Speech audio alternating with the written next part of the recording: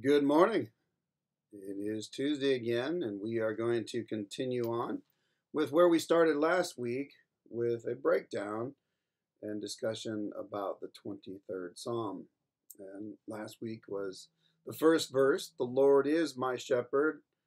And another translation that I like to look at sometimes, the NIV, puts it this way: "I lack nothing." God is our shepherd, and he gives us everything that we absolutely need. And sometimes, as we discussed last week, what we think we need is a little bit more than God is providing, but he does provide us the stuff that we actually need to live and thrive in life. And this week is the second and the first part of the third verse, whereas he makes me lie down in green pastures. He leads me beside the still water. He refreshes my soul. This is one of my favorite parts of this entire psalm. I've lived in the country a lot through my life, and one of the places that I still find solace or peace for my heart is out in nature, going out, being in the trees with no other noise around, and be able to listen to the symphony that God's put together uh, through nature. And it is a very calming thing for my spirit when we're inundated nowadays with so much stuff. Our schedules are so much busier than they were 50 years ago. And we've translated that even onto our children.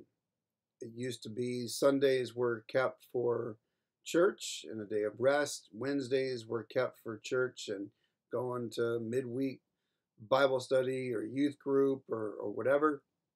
And nowadays, you would be hard pressed to find a kid, especially if they're active in any kind of sports, that has Sunday off or even Saturday off. One of my grandchildren tells me he has football practice even on Saturdays, and federal holidays they continue to go because sports is such a big thing that they get no rest. And studies have found that one of the leading causes in adolescent depression is the lack of rest.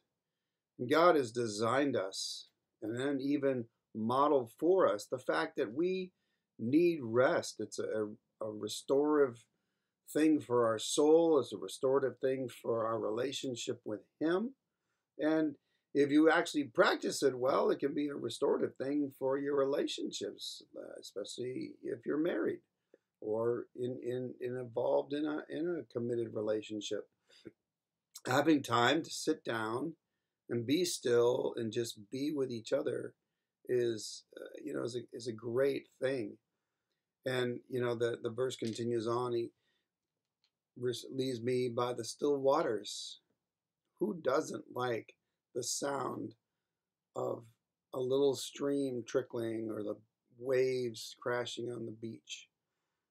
The sounds that kind of help calm our hearts and things going on in our lives, they're very important.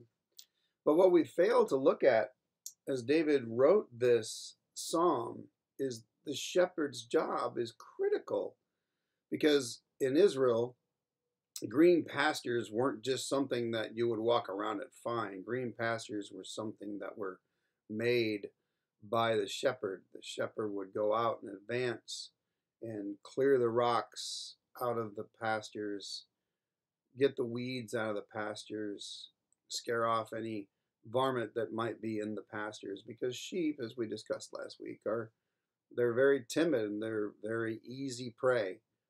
So things can get to them pretty quick. So the shepherd's job was to clear the fields and get these pastures so that they would grow up nice and green and be a place of rest for the sheep. And God leads us to that place. He takes us to a place where we can rest. And we need that rest. We even see that God modeled that for us on the sixth day. or after the sixth day, when creation had been finished, Scripture says, and God rested. He was very pleased with his creation, but then he rested. He gave us that model. And then he gave us the instructions that the seventh day would be a day of rest. Now, in our culture and society these days, Sundays may not be your day of rest, but it is critical for us. Even medical journals will tell you you need to find rest. Take some time off, get away from the office, get away from the noise. I would even suggest, I know this is probably not everybody's favorite thing, but leave your cell phone behind. Get out, disconnect.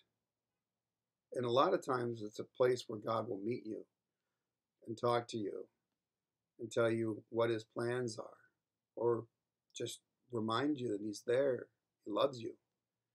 So may you find a place and a day for some rest in your life, to disconnect from the busyness of this world. Have a blessed day.